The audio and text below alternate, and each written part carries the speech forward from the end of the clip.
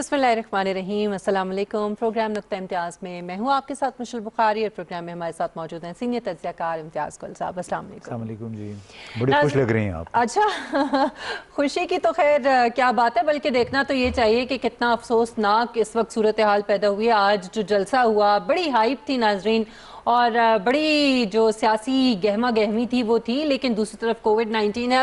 Programme کے آخر میں اس پر بات کریں گے، لیکن تشویش جو ہے وہ اس وقت بہت زیادہ ہے، کیونکہ ظاہر ہے خدا نہ خواستہ یہاں سے اگر لوگ متاثر ہو کر جائیں گے تو آگے اس کا پھیلاؤ جو ہے اس کو کیسے روکا جائے گا۔ لیکن اس سے پہلے چونکہ پولیٹیکلی جو چیزیں آج اگر جو کہا جا رہا تھا کہ بڑی کوئی ڈیولپمنٹس ہوں گی، بڑے کوئی اعلانات کیے جائیں گے، بڑا کوئی یہاں سے لانگ مارچ جو ہے اس کی کوئی تاریخ دے دی جائے گی اور استعفے جمع کرائے جائیں گے آج کے لاہور کے اس جلسے کے اندر، ایسا کچھ ہوا نہیں ہے۔ یہ بڑی آج اچنبے کی اور بڑی حیرت کی بات تھی، کیونکہ اس جلسے سے جو پی ڈی ایم نے جو جس طرح کی باتیں کی تھی، جس طرح کے دعوے کیے تھے، تو لوگ یہ سمجھ رہے تھے کہ شاید آج جو ہے کوئی بہت ہی زبردست قسم کے اعلانات ہوں گے جو نہیں ہوئے ہیں۔ اور دوسری بات یہ ہے کہ اچھی بات ہے کہ حکومت نے جو فیصلہ کیا تھا کہ وہ کسی کو نہیں روکیں گے، جلسہ ہونے دیں گے، اور اسی طرح سے ہوا، یہ جلسہ ہوا بھی، لوگوں کو بھی انہوں نے جانے دیا۔ کتنا کامیاب ہوا یا نہیں ہوا، یہ ساری باتیں آج ہم پروگرام میں کریں گے، اور میرے خیال میں مزید تبصرہ اور تجزیہ جو امتیاز صاحب کا ہم لیتے ہیں اس کے اوپر۔ امتیاز صاحب، یہ کیا ماجرا ہے؟ نہ استعفے جمع ہوئے آج کے اس جلسے کے اندر، نہ کوئی تاریخ حتمی انہوں نے دی کہ وہ لانگ مارچ کب کریں گے اسلام آباد کا، بلکہ بات تو جو ہے وہ اب جنوری کے آخر اور فیبروری تک چلی گئی ہے، تو یہ کیا ماجرا ہے؟ تو آپ کیا چاہتی ہیں کہ مولانا فضل الرحمان کی طرح باقی لوگ بھی پارلیمانی بے روزگار ہو جائیں؟ اس طرح بھی نہیں ہونا ہے۔ ٹھیک ہے، ان کو سمجھ آ گئی ان کو کہ غلط فیصلہ تھا، شاید ٹرک کی بتی کے پیچھے بظاہر لگا دیا گیا ہے، لیکن میرا خیال ہے پیپلز پارٹی والے اتنے بھولے نہیں ہیں۔ ٹھیک ہے، گھن گرج کرنی چاہیے، ان کا حق ہے جلسے کرنا، لیکن کورونا کے حالات میں جلسے کرنا کس حد تک دانشمندی ہے، کس حد تک حب الوطنی بھی ہے۔ میں تو اب یہ کہوں گا اس لحاظ سے کہ چلے حب الوطنی بھی نہ کہیں، کس قدر عوام دوستی ہے۔ اس لیے کہ اگر آپ عوام آپ کے ووٹر ہیں، آپ کو ان کی صحت عزیز ہونی چاہیے، ان کا تحفظ، لیکن جس انداز میں یہ جلسے ہوتے ہیں اس میں ظاہر ہے خود بلکہ کئی رہنما بھی احتیاط نہیں کر پاتے، تو اس میں بہت بڑا سوال اٹھتا ہے کہ آخر یہ پاکستان کی خاص طور پہ نوجوان نسل کو ہمارے یہ عظیم قیادت جو ہے، سیاسی قیادت، یہ کیا میسج دے رہی ہے؟ چلیں اس پہ مزید تبصرہ کرتے ہیں۔ مرکزی رہنما پاکستان تحریک انصاف احمد جواد صاحب ہمارے ساتھ موجود ہیں، اور ان سے جانتے ہیں، کیونکہ جیسا کہ بہت شکریہ احمد جواد صاحب آپ کے وقت کے لیے۔ امتیاز صاحب نے جیسا کہ کہا ہے کہ یہ سب جو ہے یہ گھن گرج ہوتی ہے، یہ گرجنا برسنا، باتیں کرنا، ایک طرح سے پریشرائزنگ ٹیکٹکس ہیں، تو حکومت پھر کیا پریشر میں آ گئی ہے ان دعووں سے، ان وعدوں سے، ان باتوں سے؟ دیکھیں مشل، ایک تو پریشر میں آنے کا تو یہ ہے کہ آج پرائم منسٹر عمران خان نے ایک بڑا ریلیکس ڈے بنی گالہ میں گزارا ہے، تو اس سے آپ اندازہ کر سکتی ہیں کہ گورنمنٹ یا پارٹی کی لیڈرشپ کتنا پریشر میں آئی ہے۔ دوسرا اس کے حوالے سے جو آج جو میں گفتگو سنتا رہا ہوں، اور ایک آدھ اور ٹاک شو میں بھی میری اس پہ بات چیت جو ہوئی ہے، تو ایک بڑا سوال اس کے کہ کتنے لوگ تھے اس میں، کیا تعداد تھی جلسے میں، اس کے حوالے سے تھا۔ اور اس میں آپ ایک اینگل سے جلسے کو بڑا بھی دکھا سکتے ہیں، ایک اینگل سے چھوٹا بھی دکھا سکتے ہیں۔ ہم کہیں گے 15-20 ہزار ہے، وہ کہیں گے جی کہ لاکھوں میں جلسہ تھا۔ تو یہ تو ایک ایسی بحث ہے کہ شاید اس کا کوئی کنکلوژن نہیں، اور کوئی اس کا کوئی آبجیکٹیوٹی اس کی نہیں ہے۔ لیکن جو امپورٹنٹ چیز ہے وہ یہ ہے کہ سب سے پہلے تو یہی تعداد کے حوالے سے کہ ایک 1.5 کروڑ کا شہر ہو، اور اس میں آپ کے کوئی 13 ایم این اے اور 26 ایم پی اے ہوں، اور 11 جماعتیں ہوں، پورے ملک سے جو ہے ان کی ریلیاں آئیں، تو اس کے بعد ایک غیر معمولی جلسہ ہونا چاہیے تھا، جس حساب سے ان کی تیاری تھی اور جو ان کی ایک اسٹرینتھ تھی، اس حساب سے تو میں کہوں گا کہ یہ جلسہ اس توقعات سے تو شاید آدھا بھی نہیں تھا۔ تو یہ تعداد کے حوالے سے تو یہ میرا اس پہ یہ تجزیہ ہے۔ دوسرا لیکن احمد صاحب یہ بتائیے گا قبل اس کے کہ آپ اپنے دوسرے پوائنٹ پہ جائیں، کہ کیا اس نوعیت کے اجتماعات کے حوالے سے یہ اعداد و شمار کہ اتنی تعداد 40,000 یا 50,000، کیا یہ کوئی اہمیت رکھتی ہے یہ بات ایٹ آل؟ دیکھیں امتیاز صاحب، یہ جو آپ نے سوال کیا ہے، آئی تھنک بیسک جو سوال ہے اور جو ڈسکشن ہے وہ یہی ہے کہ یہ جو آپ جلسے کر رہے ہیں آپ نے 50,000 کر لیے 10,000 کر لیے یا 1,00,000 کر لیے, آبجیکٹیوٹی کیا ہے, آپ نے حاصل کیا کیا. اس جلسے سے پہلے اگر آپ ریکال کریں تو مریم نواز کا جو بیانیہ تھا وہ تو یہ تھا آر یا پار, یعنی اس جلسے کے بعد تو بس آر ہے یا پار ہے. تو آج کا جلسہ بھی ہو گیا, اب تو لوگ سونے کے لیے گھروں کو جا رہے ہیں, تو نہ آر ہوا نہ پار ہوا. سردی بھی تھی. اور دوسری چیز جو کہی جا رہی تھی مریم نواز کے حوالے سے زیادہ, کہ ہم نے لاہور کا جلسہ جو ہے اپنی اس جلسوں کی سیریز میں سب سے آخر میں رکھا, اور آپ کو پتہ ہے اس کا کیا مطلب ہے. تو وہ جلسہ تو ہو گیا, مجھے تو سمجھ نہیں آئی اس کا مطلب کیا ہے. وہ تو ایک جلسہ ہو گیا, تقریریں ہو گئیں جو کہ پہلے بھی ہوتی تھیں, اور یہ جلسوں کی سیریز تو ختم ہو گئی. اب اس سے آپ نے امپیکٹ کیا ڈالا ہے, اور آج جو آپ کا پیغام ہے جنوری کے آخر یا فروری کے شروع میں کسی لانگ مارچ کی وہ بات کر رہے ہیں اور استعفوں کی بات کر رہے ہیں, اس کا مطلب ہے کہ 1.5 مہینہ تو کچھ بھی نہیں ہے. اور یہ اس وقت پی ڈی ایم کی جو تحریک ہے اس وقت اس کی تو یہ حالت ہے. اب ایک جو آبجیکشنیبل چیز جو کہ اس کے بیانیے کے حوالے سے امتیاز صاحب میں کہوں گا, جو کہ یہ بیانیے میں اب سختی آتی جا رہی ہے اور اس میں ایک بڑا تضحیک امیز رویہ اپنایا جا رہا ہے, اور اس سے ایک طرف تو پی ڈی ایم کے لیڈرشپ کی فرسٹریشن کا بھی اظہار ہوتا ہے, ان کی ڈیسپریشن کا بھی اظہار ہوتا ہے, اور اس کے ساتھ ساتھ لمحہ فکریہ بھی ہے کہ آپ عوام کو کیا پیغام دینا چاہ رہے ہیں یا آپ کس قسم کا انتشار پیدا کرنا چاہ رہے ہیں.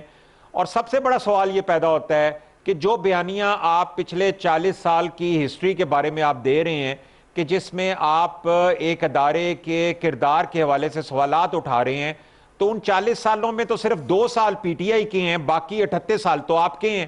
تو ان 38 سالوں میں تو بینیفیشری بھی آپ ہی تھے, اور حکومت میں بھی آپ آتے تھے جاتے تھے, این آر او بھی آپ 1 دفعہ لیتے تھے 2 دفعہ لیتے تھے. تو 38 سال تو آپ کو اس بیانیے کے اوپر کبھی کوئی یاد نہیں آئی, لیکن 2 سال پی ٹی آئی کے جس میں آپ اپوزیشن میں چلے جاتے ہیں دونوں پارٹیاں, اور یہ پہلی دفعہ ہوتا ہے. تو کیا یہ بیانیہ جو ہے اس بنیاد پہ ہے کہ آپ اب پہلی دفعہ آپ کو اپوزیشن میں جانا پڑا ہے, وہ باریاں ختم ہو گئیں, تو آپ نے ایک بیانیہ کھڑا کر دیا ہے. اس بیانیے کی کریڈیبلٹی جو ہے ہوتی اگر آپ پچھلے 10 سال میں 2008 سے لے کے 2018 تک آپ فوج کے کردار کے حوالے سے بھی ریفارمز کر لیتے, پالیسیز بھی بنا لیتے, الیکشن کمیشن کو بھی ریفارم کر لیتے, نیب کو بھی ریفارم کر لیتے. آپ کو کس نے منع کیا تھا؟ آپ نے 18th امینڈمنٹ بھی کی, تو آپ یہ پالیسیز اور ریفارمز کر لیتے, تو پھر آج آپ کو کسی قسم کا کوئی اعتراض نہ ہوتا. تو میرا یہ خیال ہے کہ یہ 10 سال ان 2 پارٹیوں نے ضائع کر دیے, اور جس کا نتیجہ ان کو بھگتنا پڑا, اور یہ اپوزیشن میں چلے گئے. بات کو آگے بڑھاؤں گے. آپ نے جو یہ کہا نا کہ آج جو سوال اٹھایا, یا مسلسل جو سوال اٹھایا جا رہا ہے, جو گردان ہے پی ڈی ایم کی, خاص طور پہ مریم نواز صاحبہ کی, کیا عوام کا, یہ عوام کو اس لیے جلسے میں بلایا گیا تھا, بار بار جو دعوت دی جا رہی تھی, عوام کے لیے کیا تھا جلسے میں؟ کیا یہ عوام کا مسئلہ ہے؟ دیکھیں, عوام کا اس وقت سب سے بڑا مسئلہ تو مشل میں کہوں گا وہ ہے کرونا کے حوالے سے, جس کو بڑی غیر سنجیدگی سے ان جلسے جلوسوں میں لیا جا رہا ہے. جتنے جلسے ہوئے ہیں, پشاور کا ہوا ہے, ملتان کا ہوا ہے. پشاور میں جلسے سے پہلے 7% پازیٹیو شرح تھی اور 19% پہ چلی گئی جلسے کے بعد. ملتان میں جلسہ ہوا, اس کے بعد ہاسپٹلز میں جو ہیں آکسیجن اور وینٹیلیٹرز, ان کی تعداد جو ہے وہ ختم ہو گئی, اور وہاں پہ مریضوں کا جو ہے وہ لائن لگ گئی. اب لاہور میں پتہ نہیں کیا ہوتا ہے. تو دیکھیں, یہ عوام کے اگر مسئلے کی بات کرتے ہیں تو اس وقت سب سے زیادہ امپورٹنٹ تو عوام کی زندگی ہے. کرونا جو ہے اس وقت ایک بڑی ڈیڈلی فارم میں موجود ہے. آپ اپنے ارد گرد دیکھیں, آپ کے عزیز دوست رشتہ دار, اور نمبر آف ڈیتھس جو ہیں اس دفعہ وہ تو بہت الارمنگ ہیں. اور اس میں یہ جو جلسے جلوس ہو رہے ہیں, آپ خود سوچیں کہ یہ عوام کی زندگی کو کتنا بڑا رسک میں ڈالا جا رہا ہے. پھر عوام کا اگر دوسرا اگر کوئی مسئلہ ہے تو آپ ٹھیک ہے اس پہ بات کریں, گورننس کے اوپر آپ بات کر لیں, آپ کوئی ریفارمز اور پالیسیز کے اوپر بات کر لیں, آپ اکاؤنٹیبلٹی کے اوپر بات کر لیں, آپ پارلیمنٹ میں آ کے آپ بل پیش کریں کہ جس سے کہ بہتری لائی جا سکے نظام کے اندر. تو یہ تو عوام کا کوئی حل ہے. عوام کو اس بیانیے سے کیا فائدہ؟ عوام کو اس بیانیے سے شاید کوئی لگاؤ بھی نہیں ہے, کیونکہ وہ بھی دیکھ رہے ہیں کہ 38 سال تو آپ اس بیانیے کے ساتھ خود چمٹے رہے اور آپ اس میں بینیفیشری رہے, اور آج آپ اپوزیشن میں جاتے ہیں تو آپ کو یہ بیانیہ یاد آ جاتا ہے. تو یہ کریڈیبلٹی تو پھر ختم ہو جاتی ہے. میں نہیں سمجھتا کہ عوام کا مسئلہ جو ہے وہ یہ بیانیہ ہے. عوام کا مسئلے اور ہیں, اور ان مسئلوں کے لیے جو تحریک انصاف کی حکومت ہے وہ بڑی سنجیدگی سے کام کر رہی ہے. چاہے اکانومی کی ریوائول کا مسئلہ ہے, چاہے کرونا کو ہینڈل کرنے کا مسئلہ ہے, چاہے مہنگائی پہ قابو پانے کا مسئلہ ہے, یا اس ملک میں انڈسٹری اور دوسری اکنامک ایکٹیویٹیز کو شروع کرنے کا مسئلہ ہے, اس ملک میں فورن ریمیٹنس کا آنا, اس ملک میں ٹیکس ریونیو کو بڑھانا, اس ملک میں کنسٹرکشن کی ایکٹیویٹیز کو بڑھانا, اس ملک میں ریونیو جنریشن کو بہتر کرنا, مینوفیکچرنگ انڈسٹری کو بہتر کرنا, ڈیمز بنانا, یہ وہ چیزیں ہیں. کرنٹ اکاؤنٹ ڈیفیسٹ کو زیرو کرنا, پاکستان کے فورن ریزروز میں اضافہ کرنا. آپ ان چیزوں پہ بات کر لیں جو کہ یہ حکومت جو ہے اپنی پرفارمنس کے ذریعے ان چیزوں کے اوپر آؤٹ پٹ دے رہی ہے, ریزلٹس دے رہی ہے. ہم اکنامک ریوائول کی طرف جا رہے ہیں پوری دنیا میں. لیکن احمد یہ تو آپ وہ باتیں جو باتیں کر رہے ہیں, مولانا فضل الرحمان صاحب وہ اب اس ملک کے بڑے لگتا ہے بہت ہی زیادہ دیانتدار ایماندار ہمارے سیاستدان ہیں, وہ تو آج ابھی عوام کو یہ کہہ رہے تھے کہ ملک برباد ہو گیا ہے, خزانہ خالی ہو گیا ہے, 30 لاکھ لوگ سرکاری ملازمتوں سے نکال دیے گئے ہیں. تو آپ سمجھتے ہیں کہ اس کا جواب حکومت کے پاس ہے اس بیانیے کا؟ دیکھیں امتیاز صاحب, مولانا فضل الرحمان اور ان کی پارٹی کی آپ اگر ہسٹری دیکھ لیں تو پچھلے 40 سال میں یہ ایک ایسی جماعت ہے کہ جس کا یا تو وہ ہر حکومت کے ساتھ بیٹھے ہوتے تھے, اور اگر آپ کو بظاہر اپوزیشن میں نظر بھی آتے تھے تو وہ ایک بڑا فرینڈلی اپوزیشن کا رول ہوتا تھا, جس میں وہ کشمیر کمیٹی کے چیئرمین بھی ہوتے تھے, تمام فوائد اور بینیفٹس بھی حاصل کرتے تھے. تو وہ اپوزیشن میں بھی نہ ہونا. کہنے کا مقصد یہ ہے کہ پچھلے 38 سال میں تو مولانا صاحب کو کچھ نظر نہیں آیا کہ اس ملک میں کیا ہو رہا ہے. اس ملک جو جس بیانیے کے اوپر آج وہ کھڑے ہیں اس کے حوالے سے کوئی ان کی کبھی سٹیٹمنٹ آپ نے 38 سال میں سنی؟ آج 2 سال ان کے لیے اس لیے پرابلم ہو گئی ہے کہ وہ اپنی پولیٹیکل سپیس جو ہیں وہ لوز کر چکے ہیں. وہ ان کی پارٹی جو ہے کے پی کے اندر جو ہے وہ تقریباً ختم ہونے پہ آ چکی ہوئی ہے. ان کی ریپریزنٹیشن جو ہے کے پی میں ختم ہونے کو آ چکی ہوئی ہے. فیڈرل میں بھی وہ پارلیمنٹ کے اندر جو ہیں اپنی پولیٹیکل سپیس لوز کر چکے ہیں. سینٹ کے اندر بھی وہ اپنی پولیٹیکل سپیس لوز کر چکے ہیں. ان کا مسئلہ تو اس وقت سروائیول کا ہے, ڈیسپریشن ہے. وہ کسی طریقے سے ان کے کوئی سٹیکس نہیں ہیں. یہ یاد رکھیں, پی ڈی ایم کے اندر پی ایم ایل این اور جے یو آئی ایف ان کے کوئی سٹیکس نہیں ہیں. اگر سٹیکس ہیں تو پیپلز پارٹی کے ہیں, جس کے پاس سندھ کی حکومت ہے, جس نے سینٹ کے اندر اپنی میجورٹی کو اور زیادہ افیکٹو کرنا ہے اپنی سندھ میں جو ان کی سیٹیں ہیں اس کی مدد سے. تو ان کے تو سٹیکس ہیں. اور یہ بھی میں آپ کو بتا دوں کہ پی ڈی ایم کے اگلے لایا عمل میں یہی چیز جو ہے سب سے بڑی جو ہے فالٹ لائن کے طور پہ سامنے آئے گی کہ پاکستان پیپلز پارٹی جو ہے وہ کسی ڈیسپریشن کا شکار نہیں ہے, وہ استعفوں کی طرف بھی نہیں جائیں گے. اور یہ 2 پارٹیز جو ہیں ان کی ڈیسپریشن یہ ہے, اور یہی وجہ ہے کہ ابھی تک جو کہ اس جلسے میں انہوں نے کہا تھا اعلانات ہوں گے, آئندہ کا پتہ نہیں آر اور پار ہوگا. آپ دیکھ لیں جلسہ ختم ہو گیا, کچھ سمجھ ہی نہیں آئی اس جلسے کا مقصد کیا تھا, توقعات کیا تھیں, کیا حاصل کیا, کیا کھویا, آگے کیا کرنا ہے, کچھ پتہ نہیں. اچھا احمد, جس فالٹ لائن کا آپ نے ذکر کیا کہ سینٹ کے الیکشن ہونے ہیں, اس میں بہت بڑی سٹیک پیپلز پارٹی کی بھی ہے, تو اس کا مطلب ہے کہ ان کے رویے میں جو سختی آ رہی ہے, اور یہ جو لانگ مارچ کی اسلام آباد پہ مارچ کی بات کر رہے ہیں, وہ ایک گدڑ بھبکی سے زیادہ کوئی حیثیت نہیں رکھتی؟ اس میں مطلب حکومت پریشان نہیں ہوگی؟ دیکھیں, جو بھی کوئی سمجھدار آدمی ہے وہ اس چیز کو سمجھتا ہے کہ آپ اس طرح کے چند چھوٹے بڑے جلوس کرنے سے آپ کسی ایسی حکومت کو جو کہ عوام کے ووٹ سے آئی ہے, وہ کوئی ملٹری ڈکٹیٹرشپ نہیں ہے, وہ اسی طرح کے الیکشنز ہیں جو اس سے پہلے 13 میں بھی ہوئے, 8 میں بھی ہوئے اور اس سے پہلے بھی ہوئے, اور ان حکومتوں کو 5 سال پورے کرنے دیے گئے. اسی طرح سے پاکستان تحریک انصاف نے 18 کا الیکشن جیتا ہے, اور ان کو 2023 تک انتظار کرنا ہوگا. اور 2023 میں پاکستان تحریک انصاف کو اپنی پرفارمنس کی بیس پہ عوام کا سامنا کرنا ہوگا. اگر پرفارمنس دیں گے تو 2023 کا الیکشن جو ہے اس میں ہم دوبارہ اپنے آپ کو ایکنالج کروا سکتے ہیں. اگر پرفارمنس نہیں دیں گے تو عوام وہاں پہ بیٹھی ہوئی ہے جج کرنے کے لیے, اس نے ہماری پرفارمنس کو دیکھنا ہے. ان کو صرف اس وقت جو ہے وہ پی ٹی آئی کو اپنے 5 سال وہ پورے کریں, آپ 2023 کے الیکشن میں آئیں دوبارہ. اس وقت جو ہے میں اس کو سوائے ڈیسپریشن کے اور کچھ نہیں کہوں گا. اور جو ان کے لہجوں میں سختی آ رہی ہے وہ اس ڈیسپریشن کا کھلا اظہار ہے کہ ان کو سمجھ نہیں آ رہی کہ ہم کیا کریں. ہم نے نعرے بھی لگا لیے, سخت بیان بھی دے دیے. جو بار بار ریپیٹ ہو رہی ہے نا مریم نواز اور بلاول زرداری کی طرف سے, وہ یہ ہے کہ مذاکرات اب نہیں ہوں گے. اب ہمیں کہا جا رہا ہے حکومت کی طرف سے کہ ہم سے بات چیت کی جائے, لیکن اب ہم بات نہیں کریں گے. تو کیا حکومت کا مذاکرات کا اگر دعوت ہے حکومت کی طرف سے تو کیا ابھی بھی قائم ہے؟ کیا دوبارہ جو ہے وہ مذاکرات کے لیے کہا جائے گا؟ لیکن آپ کو لگتا ہے کہ اس کو کمزوری سمجھا جا رہا ہے اپوزیشن کی طرف سے؟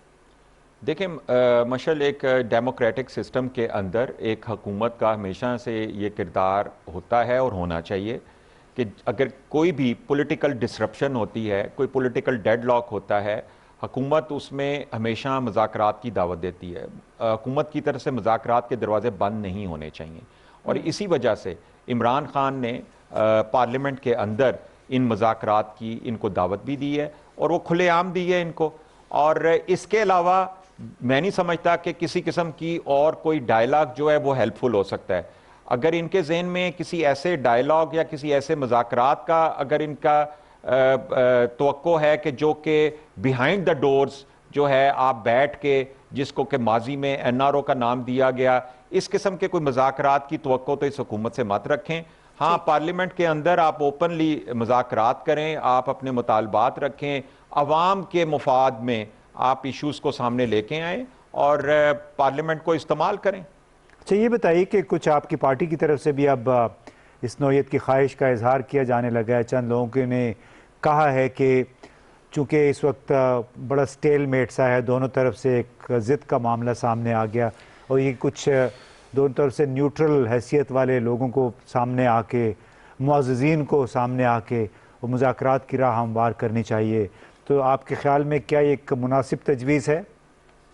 امتیاز صاحب, بالکل. میں نے ابھی جیسے عرض کیا کہ ایک ڈیموکریٹک سسٹم کے اندر حکومت ہمیشہ مذاکرات کے لیے تیار رہنا چاہیے. اس کے لیے خاص طور پہ جب کوئی پولیٹیکل ڈیڈ لاک ہوتا ہے, اور اس میں کوئی بھی نیوٹرل لوگ اگر اس میں کوئی تصفیہ یا کوئی مذاکرات کرا سکتے ہیں, کوئی اس میں حرج نہیں ہے. حکومت کو کبھی یہ نہیں کہنا چاہیے کہ ہم مذاکرات کے لیے تیار نہیں ہیں.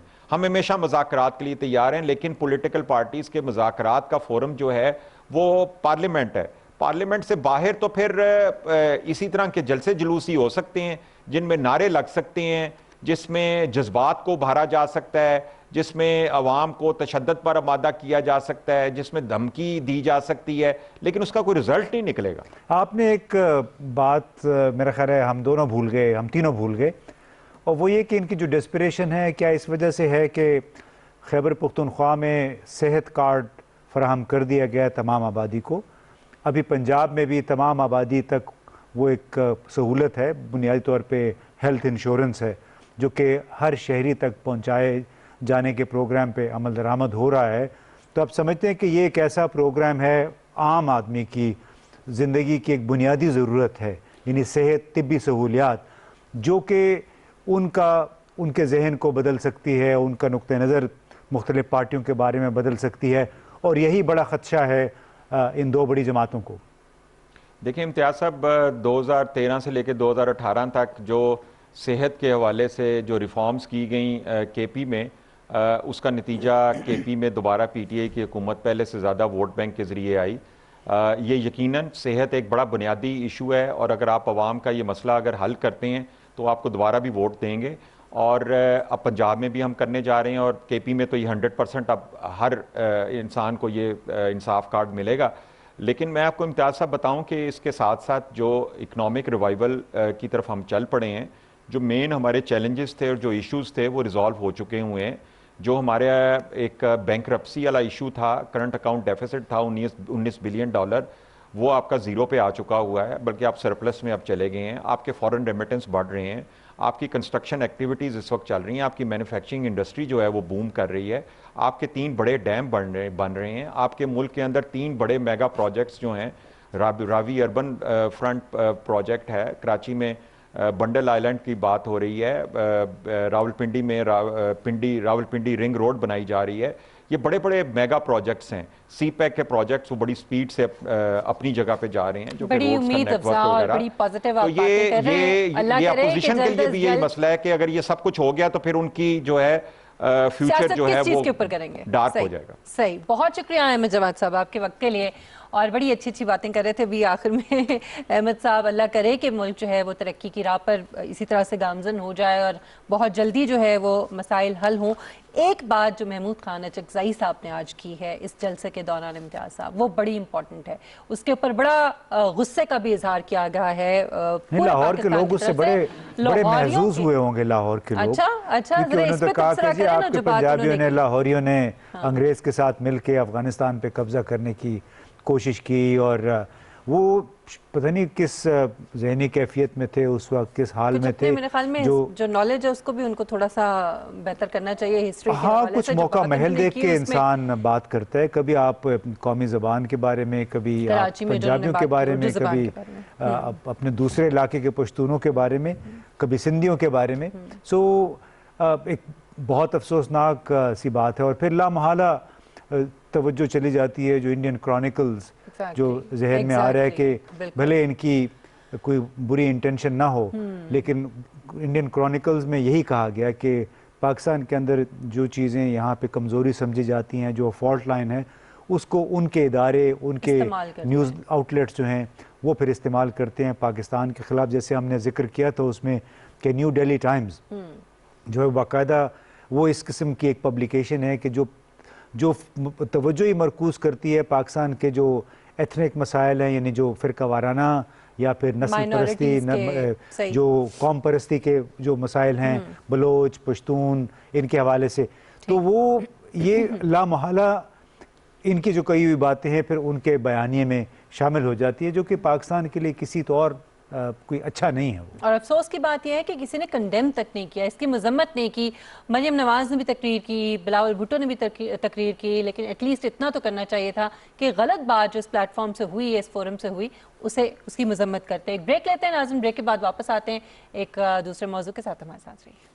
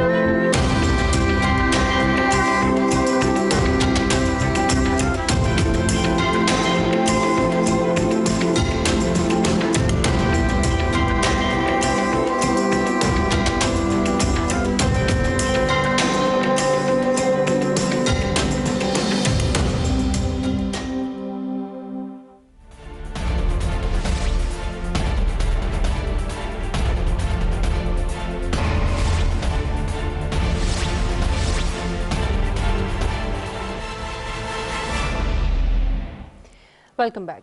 ناظرین، وزیر اعظم عمران خان نے ماحول سے متعلق بین الاقوامی سمٹ سے خطاب کیا. ورچوئل خطاب تھا ان کا، اور اس میں بڑا اہم انہوں نے اعلان کیا. انہوں نے کہا کہ پاکستان میں کوئلے سے اب مزید توانائی پیدا نہیں کریں گے، بلکہ پانی سے بجلی کی جو پیداوار ہے اس پر توجہ دیں گے. انہوں نے یہ کہا کہ پاکستان کا جو ماحولیاتی آلودگی میں حصہ ہے وہ صرف 1% بلکہ اس سے بھی کم ہے. لیکن یہ امر افسوسناک ہے کہ پاکستان ماحولیاتی آلودگی سے سب سے زیادہ متاثر ہونے والا 5واں मुल्क है। और उनका ये भी कहना था कि सबसे पहले हमने ये फैसला किया है कि मौसमियाती जो तब्दीलियां हैं इनके असरात से निमटने के लिए कुदरती ज़राए बरूए कार लाएं। और इस सिलसिले में उन्होंने मुख्तलिफ जो है वो चीज़ें बताई। एक तो आपको पता है कि 10 बिलियन ट्रीज़ वाला जो प्रोजेक्ट है उसके ऊपर भी काम हो रहा है, और जो कोयले से तवानाई पैदा करने के, बिजली पैदा करने के जो मंसूबे हैं उनको ख़त्म कर दिया उन्होंने। जो 2020 के शुरू में जिनका आगाज़ जो है वो उसके हवाले से बात हुई थी, उन दोनों मुआहिदों को उन्होंने कहा कि उन दोनों मंसूबों को उन्होंने कहा कि ख़त्म कर देंगे। इसी हवाले से हम गुफ्तगू करेंगे कि ये कितना इंपॉर्टेंट उनका डिसीजन, ये कितना बड़ा ये उनका ऐलान था। और हमें ज्वाइन किया इस वक्त अमीन असलम साहब ने, वज़ीर आज़म के मुशीर हैं बराए माहौलियात। बहुत शुक्रिया अमीन असलम साहब आपके वक्त के लिए। अमीन साहब, सबसे पहले तो मैं आपसे ये जानना चाहूँगी कि जो ऐलान किया है वज़ीर आज़म साहब ने, ये कितना इंपॉर्टेंट है?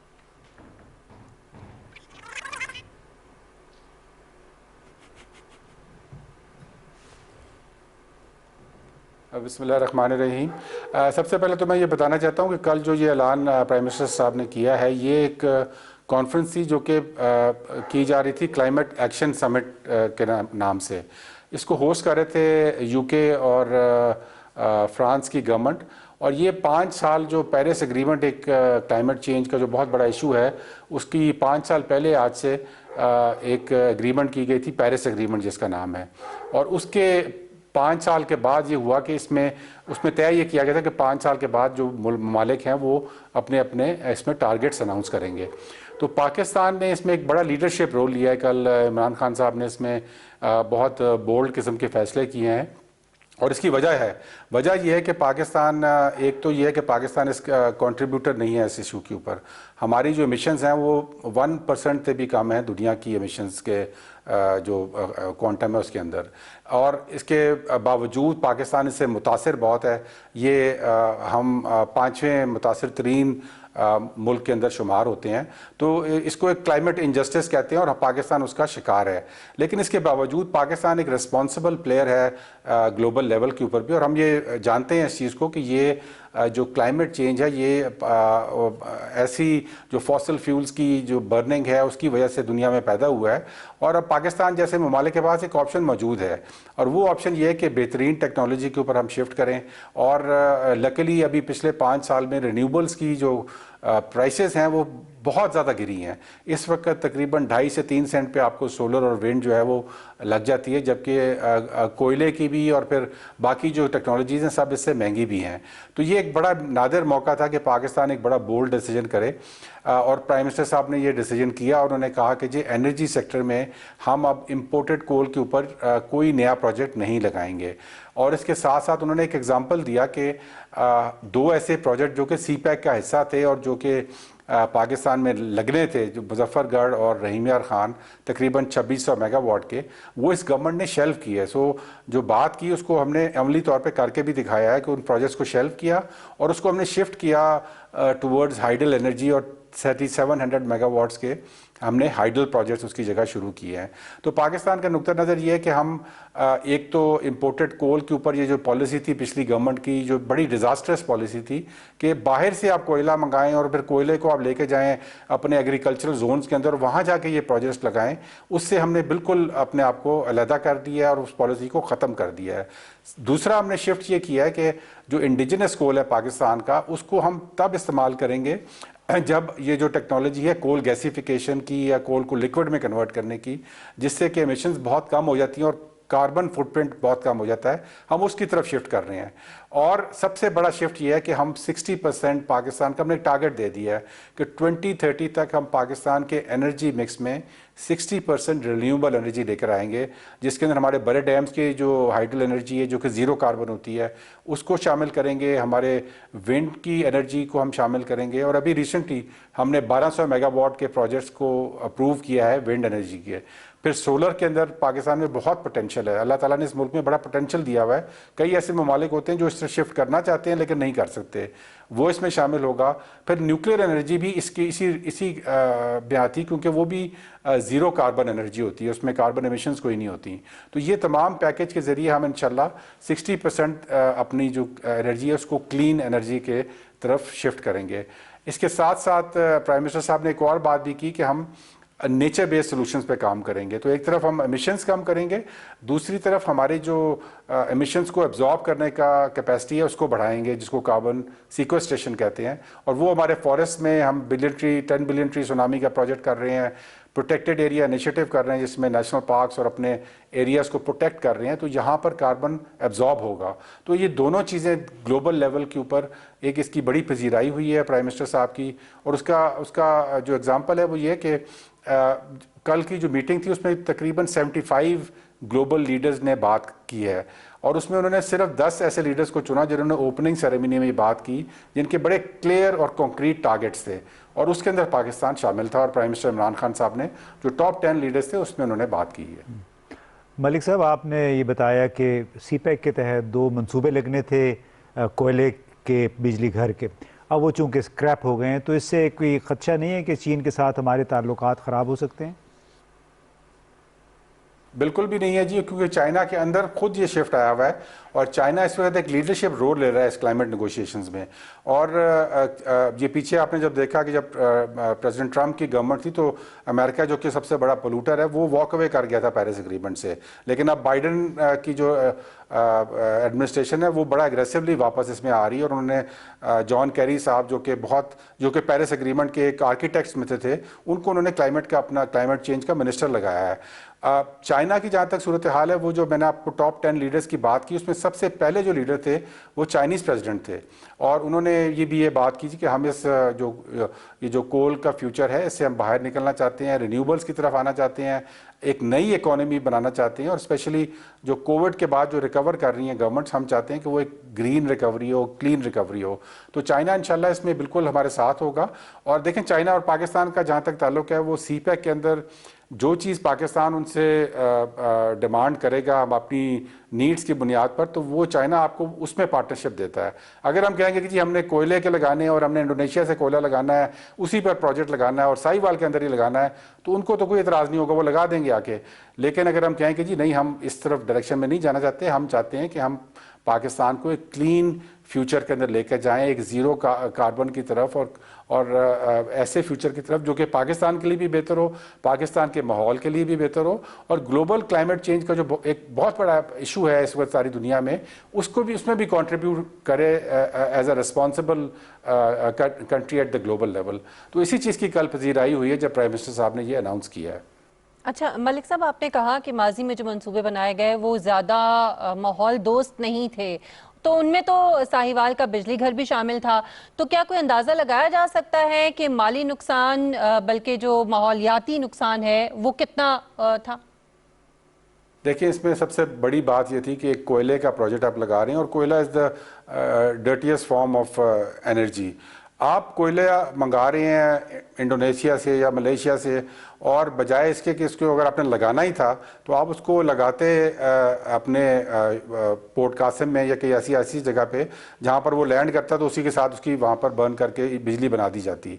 हमने ये क्या किया कि हमने उसको पूरा ट्रांसपोर्ट किया इनटू पंजाब, और पंजाब में भी एग्रीकल्चर, जो हमारा प्राइम एग्रीकल्चर जोन है पंजाब का, उसके बीच में ला के उसको लगाया प्रोजेक्ट को। और उसके बाद उसके जो मुज़मरात हैं एनवायरनमेंट के ऊपर वो बहुत ज़्यादा हैं। वहाँ पर पानी के अंदर आलूदगी आ रही है, हवा के अंदर आलूदगी आ रही है, जो हमारा क्रॉप यील्ड है वहाँ पर कम हो रही है उस एरिया के अंदर, और ये तमाम स्टैटिस्टिक्स अब आ रही हैं सामने। इसके आज भी मुझे किसी ने रिपोर्ट भेजी हुई थी उस एरिया की, और वहाँ पर एग्रीकल्चरल जो यील्ड हमारी है वो इसकी वजह से मुतासर हो रही है। और उसके बाद जो ट्रांसपोर्टेशन होती है कोल की, वो भी एक बहुत बड़ा एनवायरमेंटल हैजर्ड होता है, क्योंकि कोल डस्ट जो होती है वो कैंसरस होती है, और इसको आप एक ट्रेन में ला रहे हैं वहाँ से लेकर साहिवाल तक, तो पूरे पाकिस्तान आप समझें ट्रैवल करा रहे हैं, और they are known as cancer trains.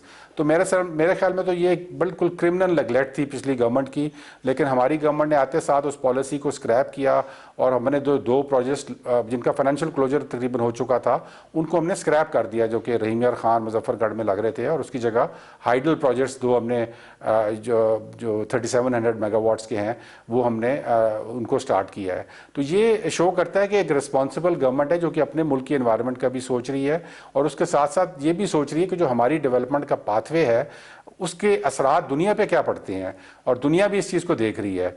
और अब मैं आपको एक और इंटरेस्टिंग चीज़ बताता हूँ कि इस वक्त अभी जो इकोनॉमिस्ट का रिसेंट आर्टिकल आया उसके अंदर उन्होंने पूरा एक इस चीज़ के ऊपर डिबेट की हुई है उसमें कि पाकिस्तान जैसे ममालिक जो कि ग्रीन कमिटमेंट शो कर रहे हैं दुनिया को, उनके लिए अगर वो जिस तरह ये साहिवाल का प्रोजेक्ट है इसमें लॉक इन हो चुके हैं over for a 30 year period, तो अभी तो उसको 1 साल 1.5 साल हुआ है और हम एज अ स्टेट गारंटर है उसके अंदर कैपेसिटी पेमेंट्स की, तो उसको तो बंद नहीं कर सकते हम प्रोजेक्ट को। लेकिन अगर उसको बंद करना चाहें तो उसमें दुनिया हमें हेल्प करे फाइनेंशियली, और ये बड़ा इंटरेस्टिंग कॉन्सेप्ट चल रहा है कि उसमें वो कह रहे हैं कि अगर पाकिस्तान जैसे ममालिक जो कमिटमेंट शो करते हैं तो उसमें कोई ऐसे इंस्ट्रूमेंट्स बनाए जाएँ जिनके ज़रिए उनको फाइनेंशियली लॉकआउट किया जाए इन प्रोजेक्ट से, और ताकि उनको फाइनेंशियली नुकसान ना हो और वो यही अपनी इन्वेस्टमेंट जो है ये रिन्यूएबल्स की तरफ शिफ्ट कर सकें। तो ये असर होता है जब आपकी लीडरशिप का विजन क्लियर हो और आपकी लीडरशिप अब दुनिया में जो डायरेक्शन है उसके साथ चलने के लिए भी तैयार हो, और जो दुनिया को मसाइल दरपेश हैं उसके लिए स्टेप अप करने के लिए तैयार हो। तो प्राइम मिनिस्टर साहब ने बड़ा एक बोल्ड विजन दिया है वहाँ पर कल, और उसमें साथ साथ जो जिस तरह मैंने बताया कि उन्होंने नेचर बेस्ड सॉल्यूशंस की भी बात की है कि एक तरफ तो हम एनर्जी में क्लीन एनर्जी की तरफ जाना चाहते हैं, क्लीन ट्रांसपोर्ट की तरफ जाना चाहते हैं। ईवी की पॉलिसी हमारी आ रही है जिसमें हमने एक क्लियर टारगेट दिया है कि 30% हमारी जो नई गाड़ियाँ बाय 2030 वी वुड लाइक कि वो इलेक्ट्रिक व्हीकल्स हों। दुनिया भी इस तरफ जा रही है, पाकिस्तान के पास ये चांस था कि हम लीप फ्रॉग करके इस अच्छी टेक्नोलॉजी को पकड़ लें, और हमने उसके लिए एक बहुत अच्छी पॉलिसी बनाई है, वो इंशाल्लाह 1-2 हफ्ते में कैबिनेट से अप्रूव हो जाएगी। अमीन साहब, बिलाशुबा पाक हुकूमत का बड़ा ज़ोर है क्लीन एनर्जी यानी कसाफत से पाक तवानाई पे, लेकिन ये बताइए पाकिस्तान जैसे मुल्क में जहाँ पे बहुत पुरानी गाड़ियाँ भी चल रही हैं, बहुत पुरानी डीज़ल से मशीनें भी चल रही हैं, तो क्या हुकूमत के पास इतनी कैपेसिटी है एनफोर्समेंट की, और क्या इतने माली वसाइल हैं कि जितनी भी बहुत पुरानी गाड़ियाँ और बहुत पुरानी मशीनरी ख़ास तौर पर डीज़ल से चलने वाली, कोयले पे चलने वाली, उनको बतदरीज फेज आउट किया जा सके? देखें, ये दुनिया के अंदर एक चेंज आ रहा है, और मैं आपको इसका एग्जांपल देता हूँ कि टेस्ला एक कंपनी है जो कि इलेक्ट्रिक व्हीकल्स बनाती थी, और बड़े अरसे से वो बना रहे थे, और उनका एक जो शेयर वैल्यू थी वो टॉप 5 के अंदर भी नहीं आती थी, लेकिन सिर्फ 1 साल के अंदर जो 2019 टू 2020 वो नंबर 1 पे आ गया उसका शेयर वैल्यू, और बाय क्वांटम ऑफ 3 आ गया। मतलब ये कि जो नंबर 2 है उससे वो 3 गुना ज़्यादा हो गया उसका शेयर। वजह यह है कि दुनिया ने इस टेक्नोलॉजी को एक्सेप्ट कर लिया है, एसिमुलेट कर लिया, और ये चीज़ डिसाइड कर ली कि हमने अब इस डायरेक्शन में जाना है। यूके की जो अभी पॉलिसी आई है जो कि उनके प्राइम मिनिस्टर साहब ने अभी अनाउंस की है, उसमें उन्होंने कहा है कि 2025 के बाद वहाँ पर डीजल और पेट्रोल की गाड़ियाँ ख़त्म हो जाएंगी बिल्कुल। तो पाकिस्तान के पास ये अपॉर्चुनिटी थी कि हम एक लीप फ्रॉग करके लेटेस्ट टेक्नोलॉजी को अपनाने के लिए क्लियर पॉलिसी दे दें। हमने क्लियर टारगेट भी दे दिया है, क्लियर पॉलिसी भी दे दी है, और उसके साथ साथ इसके बहुत सारे फ़ायदे हैं। इसका कंज्यूमर को भी फ़ायदा है क्योंकि उसकी जो गाड़ी इलेक्ट्रिक की है वो आपको 60% कम कॉस्ट के ऊपर चलती है।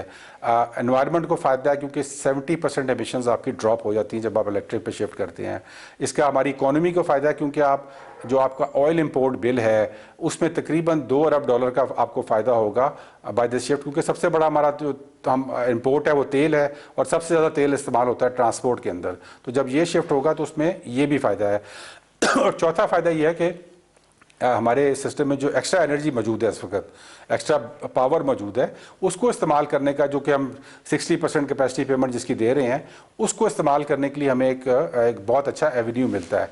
तो ये तो ऐसी एक विन विन टेक्नोलॉजी है कि इसमें पाकिस्तान को आंखें बंद करके जाना चाहिए, और इंशाल्लाह हमने क्लियर पॉलिसी बनाई है।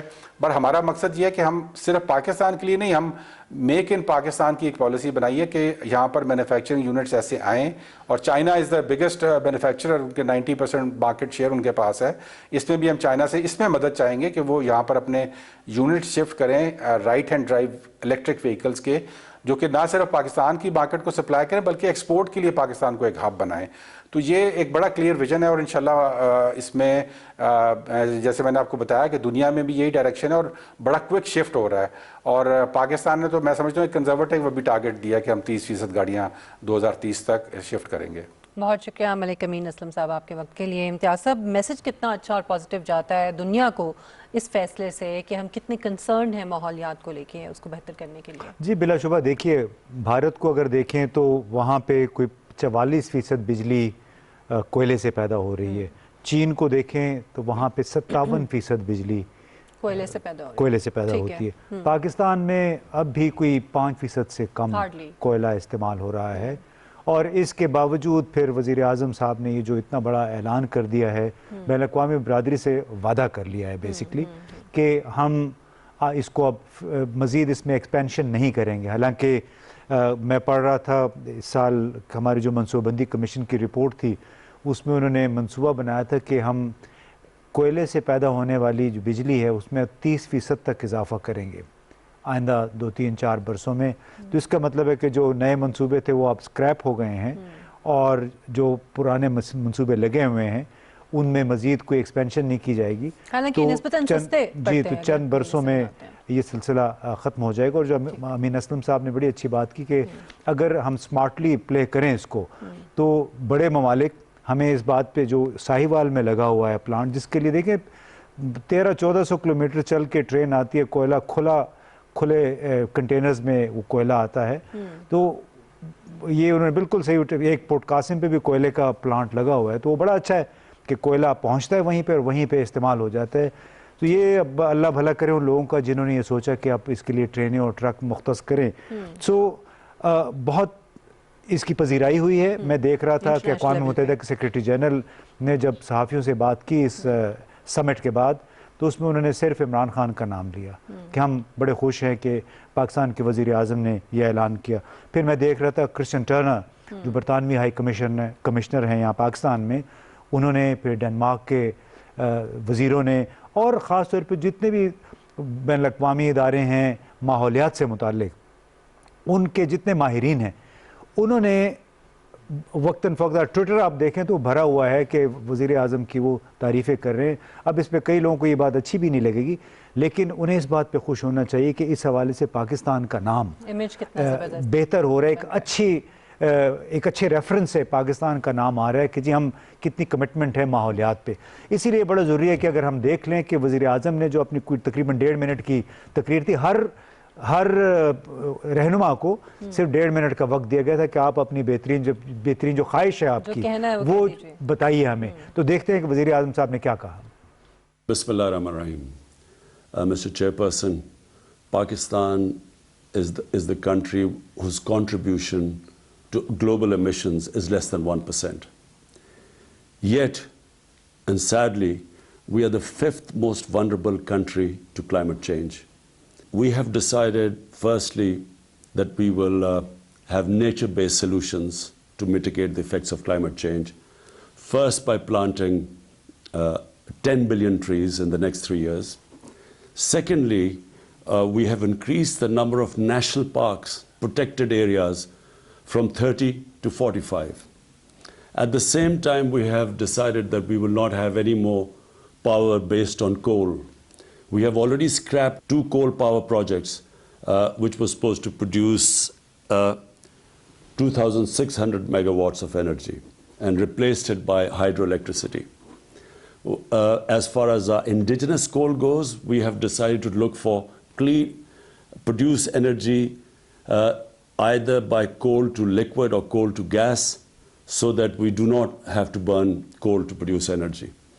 At the same time, we've also decided that by 2030, 60% of all energy produced in Pakistan will be clean energy through renewables.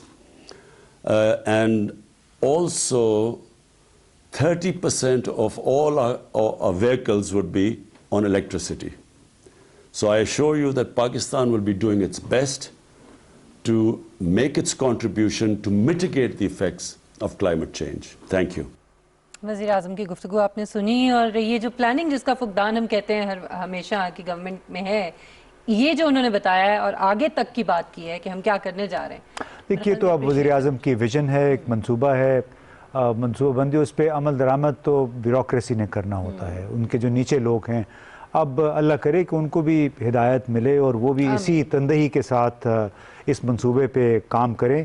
اس وقت بھی ہماری کوئی گیس سے تقریباً گیس, کوئلہ, تیل ملا کوئی 38% توانائی ادھر سے ہمیں ملتی ہے, اور اس میں گیس کی جو پرسنٹیج ہے وہ کوئی 38% ہے. اچھا. اور ہمارے پاس کوئی انسٹالڈ کیپیسٹی ٹوٹل بجلی کی جو ہے کوئی 36,000 میگا واٹ کے قریب ہے.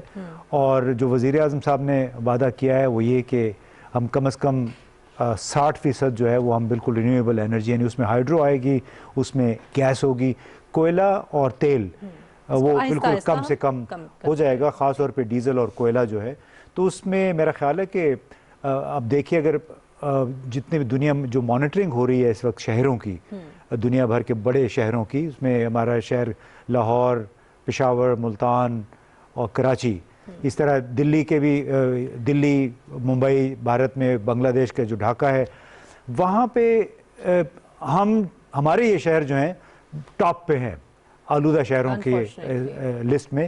تو امید یہ کرنی چاہیے کہ اس پہ تمام پاکستانی، تمام انڈسٹری مل کے کام کرے. جو وزیر اعظم اور حکومت نے جو پلان دیا ہے اس کے مطابق اگر کام کرے تو ہو سکتا ہے کہ ان جو آلودہ ترین شہروں کی لسٹ میں ہمارے شہر جو ہیں وہ ذرا اور نیچے آ جائیں. انشاءاللہ اسی امید کے ساتھ پروگرام کو ختم کرتے ہیں. مشل بخاری، امتیاز گل صاحب کو اجازت دیجیے. اپنا بہت خیال رکھیے گا. انشاءاللہ نیکسٹ ویک آپ سے ملاقات ہوگی. اللہ